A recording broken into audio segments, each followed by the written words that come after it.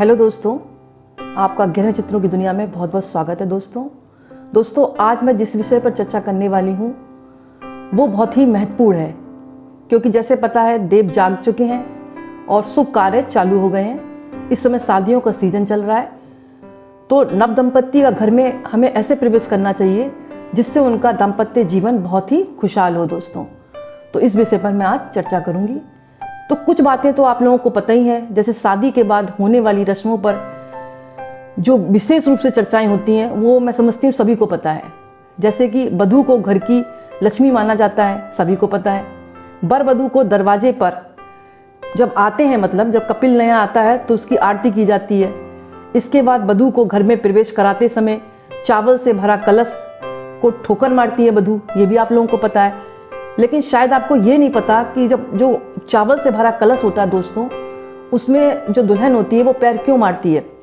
इसलिए मारती है ताकि धन संपत्ति से वो घर भरा रहे।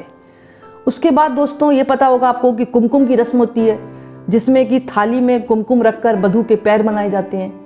मतलब वधू चलती है और पैर के छापे बनते जाते हैं। दोस्तों तो आपने ये कभी सोचा कि वधू आगे क्यों चलती है? इससे चलती है क्योंकि नारी का सम्मान सदैव बना रहे और घर में बरकत हो, इसलिए। इसके बाद कंगना खोलने की रस्म होती है। उसके बाद अंगूठी ढूंढने की रस्म होती है। ये रस्म 3 बार होती है दोस्तों। जो अंगूठी मतलब वर वधू जो बैठते हैं, आपने देखा होगा एक थाल में दूध भरा रहता है, उसमें गुलाब के फूल डाल दिए जाते हैं। उसमें मतलब एक प्रकार का कंपटीशन होता है दूल्हा दुल्हन में। जो अंगूठी जीत लेता है कहते हैं कि उसकी ही चलेगी घर में, मतलब इसलिए ये मतलब रस्म होती है दोस्तों।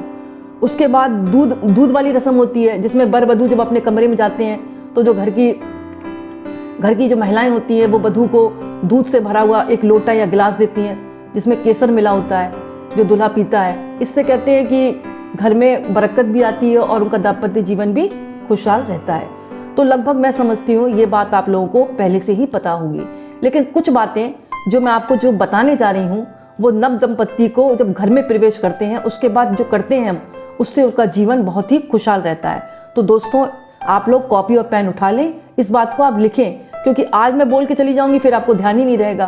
क्योंकि जो सीजन चल रहा है आपको पता ही है, शादियों का चल रहा है। हो सकता है किसी के घर में शादी हो, तो आप यकीन मानिए अगर आप ये उपाय करेंगे तो आपके घर में बहुत ही बरकत भी होगी और जो नई वधू आई है वो भी खुश रहेगी और आप लोग भी खुश रहेंगे और घर में सुख शांति और सौभाग्य की वृद्धि होगी। तो दोस्तों आप लोग लिखिए। यहाँ पर जो पहला उपाय करना है, शादी के बाद जब दुल्हन घर पर आए तो उसको एक नारियल पूजा स्थल पर रखे, जिससे पति पत्नी में प्रेम बना रहता है। यह उपाय आप समझ गए होंगे। मतलब एक नारियल जो है आप लाल कपड़े में बांधकर या उसमें कलावा बांधकर पति पत्नी जब अंदर एंट्री करें तो उसके बाद सबसे पहले आप नारियल घर में तैयार रखें और वधू के हाथ में दे दें और वधू जाकर पूजा घर में रख दें, जिससे घर में शांति सुख बना रहेगा।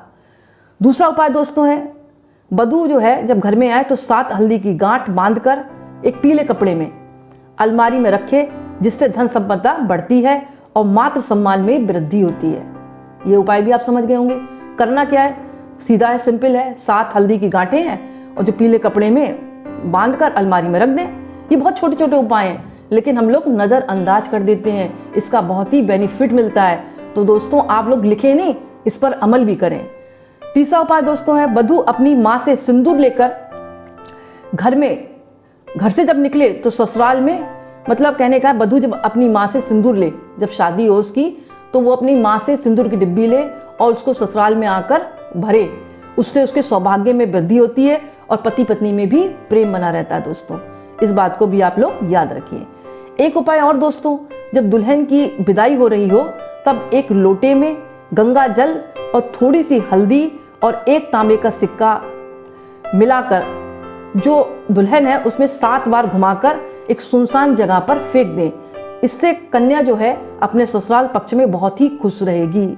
इस उपाय को मैं दोबारा रिपीट कर देती हूँ ताकि आपकी समझ में आ जाए।